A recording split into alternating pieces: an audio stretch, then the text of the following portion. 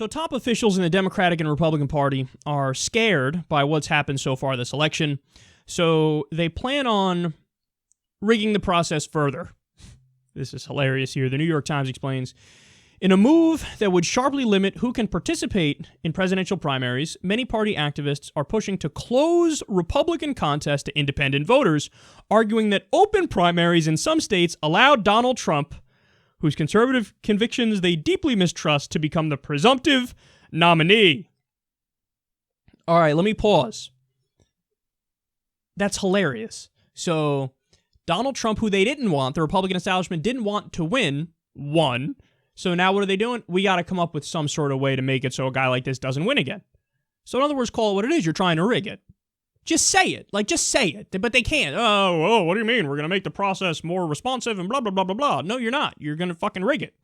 So let's close our primaries. We see what Hillary did on the other side when she closed the primaries, and she wins more when it's closed, and you snub independents, so maybe we do the same and we get our establishment candidate. Yippee skippy.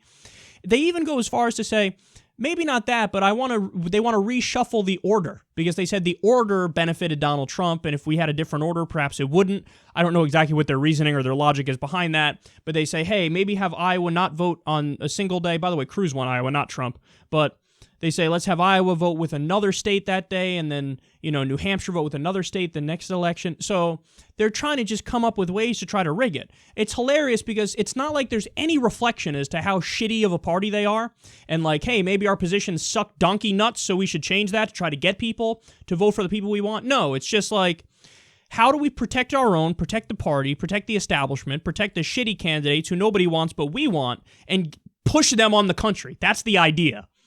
And Trump showed, hey, you guys suck so bad that I'm, a mediocre con man like myself can come in and blow up the whole system.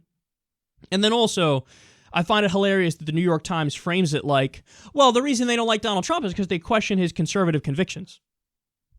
No, they don't like him because they weren't sure early on if he's controllable and if he can be bought. Now, it turns out, we've learned recently, he indeed can be bought. Not only did he go to the same billionaires at the beginning as all the other Republicans and beg for money, they just said no. But now we learn that he's got, even Jeb Bush donors have now come to him, and they're working for him to raise money, and he's taking big money now. So he went back on the idea of self-funding last campaign. Not true at all. We've detailed that for you. So they didn't know at the beginning, hey, can he be bought? So they didn't like him. Now that he can be bought, you're going to see more and more establishment candidates come around him because he's being bought and he's playing the game. So, but they frame it like as if it's this thing based on ideology in the New York Times.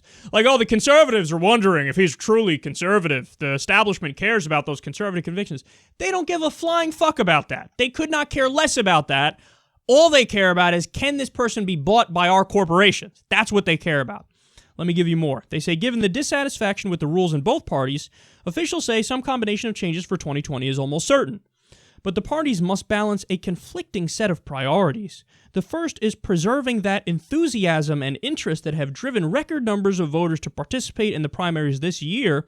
The second is to be sure that the party's prerogatives to vet and ultimately pick their nominees are not rendered obsolete by a flood of newcomers with little partisan loyalty. Oh, that sentence is so telling. They're just admitting that they want to rig it. They're saying, well, you don't want all these newcomers, these rabble-rousers who want to, have their voice heard and whatnot. You don't want them to really have their voice heard unless they show, quote, partisan loyalty.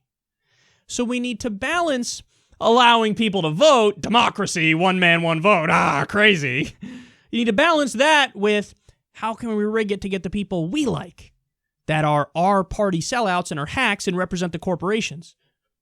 Partisan loyalty. So we need more people to vote, but more people to vote for the people who they don't like. I despise the two parties in America. I told you guys before, I'm a registered Democrat only because in New York, where I live, you need to be a registered Democrat to vote in Democratic primaries. Those are the most important votes in the Democratic primaries. If I was allowed to vote in the Democratic primaries as an independent, I would leave the Democratic Party on day one. On day one.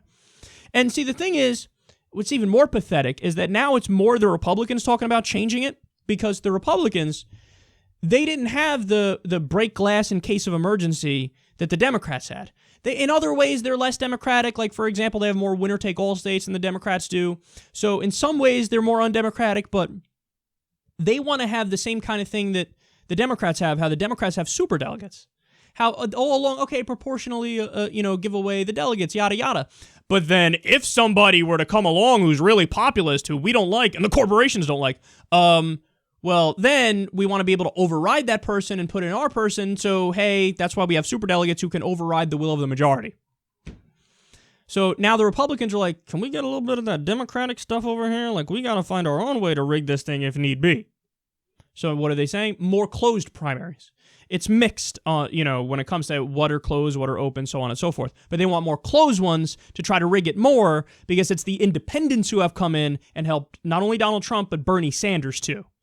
So it's so sad how open it is with I guess we kind of maybe want more people to vote, but not at the expense of picking our own corporate hacks who will represent the establishment.